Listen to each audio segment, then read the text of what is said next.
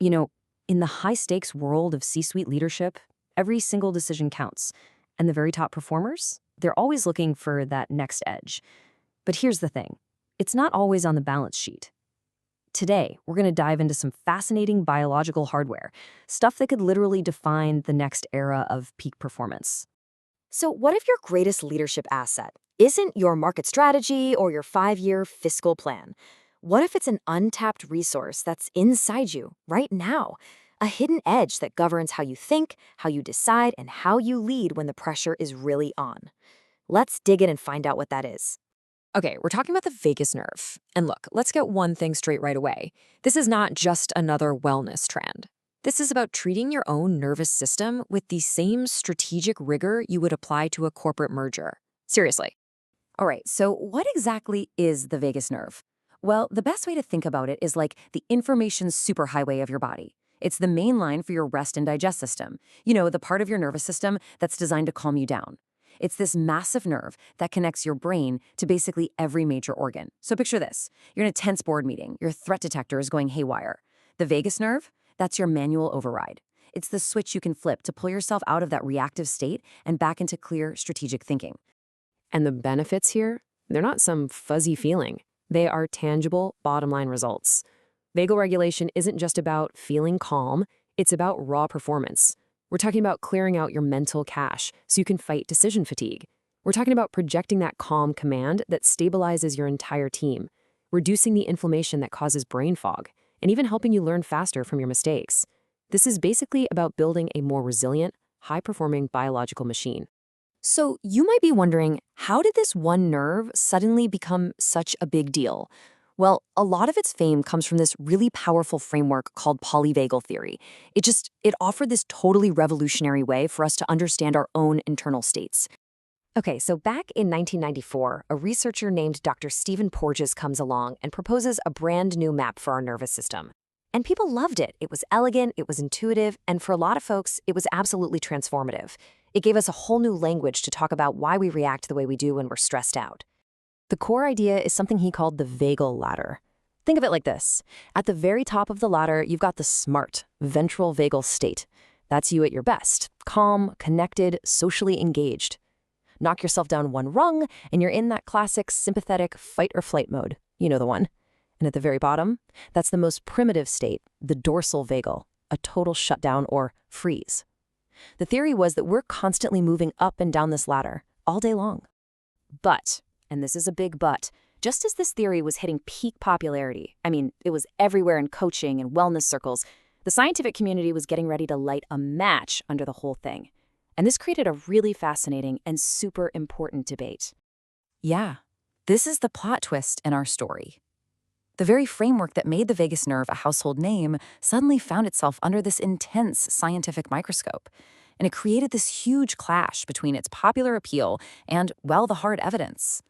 And you can see the conflict playing out right here. On one side, you have the promise. It was elegant, intuitive, transformative. But the critique on the other side? They called it oversimplified, misaligned with the evidence, and ultimately, untenable. That's a strong word. And that word, untenable, isn't just me saying it. It comes straight from a landmark 2026 critique by Paul Grossman and dozens of other scientists.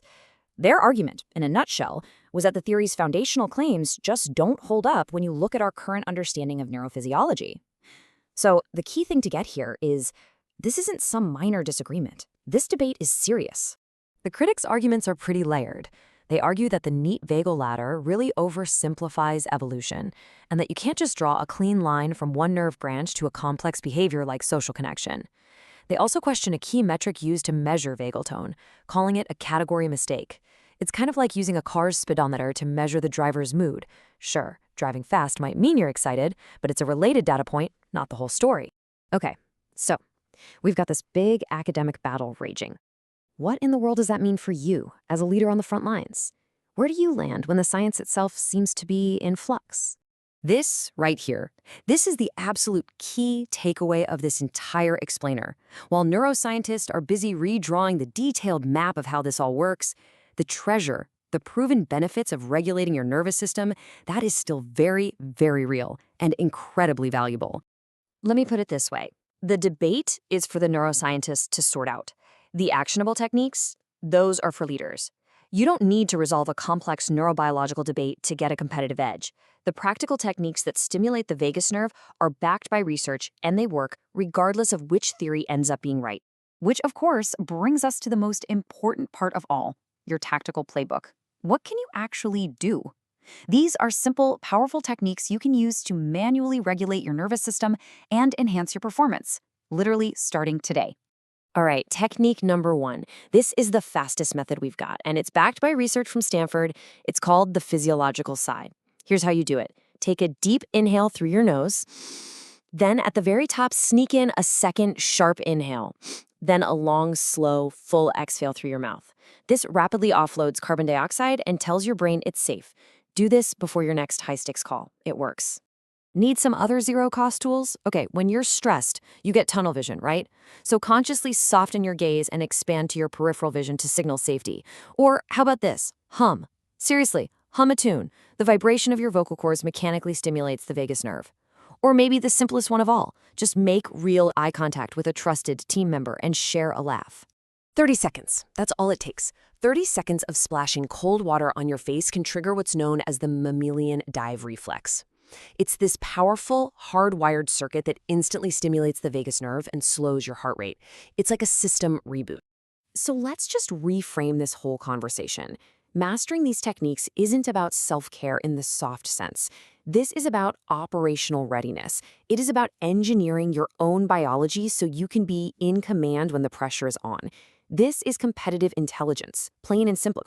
And that just leaves us with one final thought. In an age where everything can be optimized, our calendars, our workflows, our portfolios, your own nervous system remains your most critical and often most overlooked asset. So the real question is, are you actively managing it?